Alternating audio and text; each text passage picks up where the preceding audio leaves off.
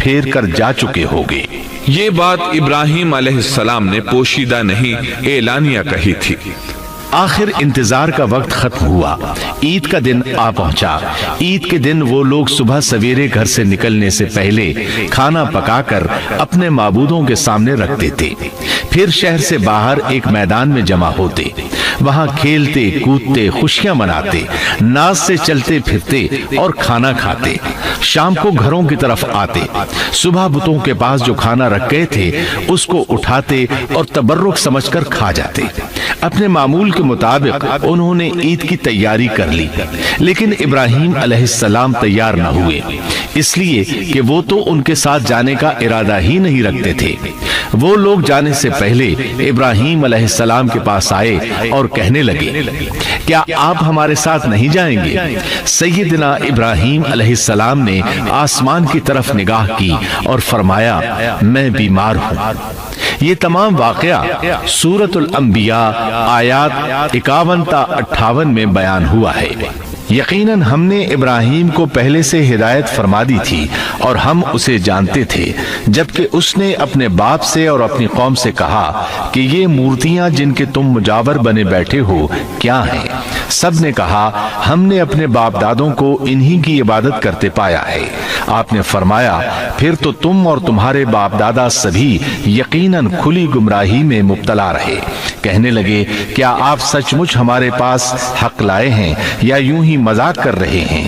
آپ نے فرمایا، نہیں نہیں، در حقیقت تم سب کا پروردگار تو وہ ہے جو آسمان و زمین کا مالک ہے، جس نے انہیں پیدا کیا ہے۔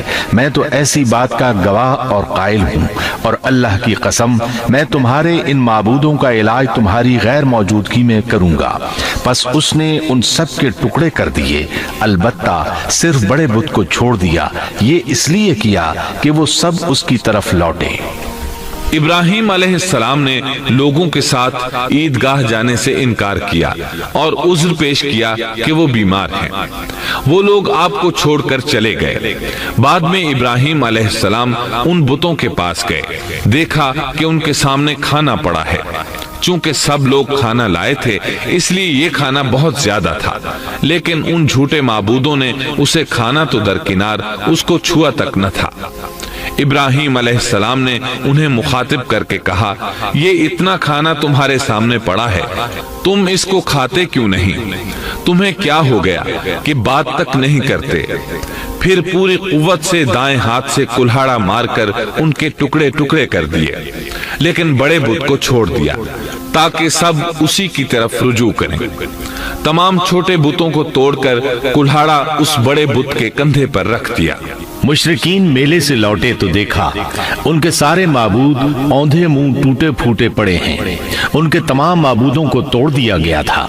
وہ حیران رہ گئے کہ یہ کیسے ہو گیا، کس نے کیا؟ کہنے لگے، یہ کام کس ظالم کا ہے؟ اس نے ہمارے معبودوں کی توہین کی ہے۔ اس وقت جن لوگوں نے ابراہیم علیہ السلام کا وہ کلام سنا تھا انہیں ان کا خیال آ گیا۔ کہنے لگے، وہ نوجوان جس کا نام ابراہیم ہے اسے ہم نے اپنے بتوں کی مذمت کرتے سنا ہے۔ اللہ کی قدرت کہ ابراہیم علیہ السلام کا جو مقصد تھا وہ خود بخود پورا ہو رہا تھا۔ قوم کے لوگ مشورہ کر رہے تھے کہ سب کو جمع کرو اور اسے بلاؤ، پھر اسے سزا دو۔ چنانچہ تمام اہل باطل چھوٹے بڑے جمع ہو گئے، کارروائی شروع ہو گئی۔ کہنے لگے، اے ابراہیم، ہمارے معبودوں کے ساتھ یہ لغو حرکت تو نے کی ہے۔ ابراہیم علیہ السلام نے جواب دیا، یہ کام تو اس بڑے بت کا ہے، مجھ سے کیوں پوچھتے ہو؟ تم اپنے معبودوں سے کیوں نہیں پوچھ لیتے کہ ان کے ٹکڑے کس نے اڑائے ہیں؟ ابراہیم علیہ السلام کا جواب سن کر وہ سب سوچ میں پڑ گئے، پھر کہنے لگے، ہم نے بڑی غلطی کی، اپنے معبودوں کے پاس کسی کو حفاظت کے لیے نہیں چھوڑا۔ اس قدر واضح بات محسوس کر کے بھی وہ ظالم ایمان نہ لائے، بلکہ شیطان نے ان کے دلوں میں وسوسہ ڈالا اور انہوں نے غور و فکر کر کے کہا، اے ابراہیم، کیا تمہیں علم نہیں یہ تو بے زبان ہیں، یہ بول نہیں سکتے؟ اب ابراہیم علیہ السلام نے فرمایا، تب پھر تم اللہ अल्लाह के सिवा उस चीज की इबादत करते हो जो तुम्हें कुछ भी नफा न दे सके और न नुकसान पहुंचा सके। ताज्जुब है तुम पर और उन पर भी जिन्हें तुम अल्लाह के सिवा पुकारते हो। क्या तुम में बिल्कुल अक्ल नहीं? इस तरह इब्राहीम अलैहिस्सलाम ने उन पर हकीकत खूब अच्छी तरह वाज़े कर दी।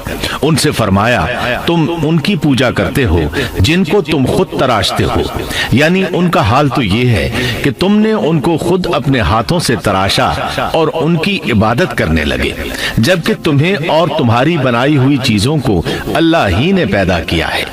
इब्राहीम अलैहिस्सलाम ने एक कुल्हाड़े की मदद से उन सब बुतों को तहस नहस कर दिया था। ये इस बात की वाज़े तरीन निशानी थी कि ये बिल्कुल बेबस है, लेकिन इस वाज़े निशानी के बावजूद वो अपने कुफ्र ही पर डटे रहे और लगे इब्राहीम अलैहिस्सलाम को धमकियां देने। कहने लगे, इसके लिए एक आतिशकदा बनाओ और इसे इस दहकती आग में डाल दो। फिर उन लोगों ने एक चटियल मैदान का इंतखाब किया जहां मिट्टी नाम की कोई चीज नहीं थी। उस मैदान को पत्थरों की बाढ़ के साथ घेर दिया गया। फिर सब लोगों को हुक्म दिया गया कि वो लकड़ियां जमा करके उस घेरी हुई जगह में रखें। चुनाचे सब लोग लकड़ियां जमा करके वहां लाने लगे। यहाँ तक कि औरतों और बच्चों ने भी इस काम में बढ़ चढ़ कर हिस्सा लिया। मैदान में इतनी लकड़ियां जमा हो गईं कि जमीन नजर नहीं आती थी। ये लकड़ियां जमीन पर एक ऊंची दीवार महसूस होती थीं। फिर इन लकड़ियों को आग लगाई गई। जब आग के शोले आसमान से बातें करने लगे तो उन्होंने इब्राहीम अलैहिस्सलाम को आग में डालने के लिए एक झूला तैयार किया। इसमें सैयदना इब्राहीम अलैहिस्सलाम को रखा गया। उस वक्त आपने ये दुआ पढ़ी, हस्बुनल्लाहु व निअमल वकील। हमें अल्लाह काफी है और वही बेहतरीन कारसाज है। ये कलेमा हर मोहताज और मुसीबत ज़दा को पढ़ना चाहिए। बुखारी में है, रसूलुल्लाह सल्लल्लाहु अलैहि वसल्लम ने फरमाया, हस्बुनल्लाहु व निअमल वकील इब्राहीम अलैहिस्सलाम ने उस वक्त फरमाया था जब उन्हें आग में फेंका जाने लगा था। मतलब ये कि हम अल्लाह ही पर भरोसा करते हैं, उसके सिवा हमारा किसी पर भरोसा नहीं। बाज रिवायात में ये भी है कि जब इब्राहीम अलैहिस्सलाम को आग में डाला जाने लगा तो जिब्रील अलैहिस्सलाम आए और कहा, ए इब्राहीम, कोई हाजत है तो मैं हाजिर हूँ। इब्राहीम अलैहिस्सलाम ने फरमाया, अगर तुम अपनी मर्जी से आए हो तो मुझे तुम्हारी कोई जरूरत नहीं।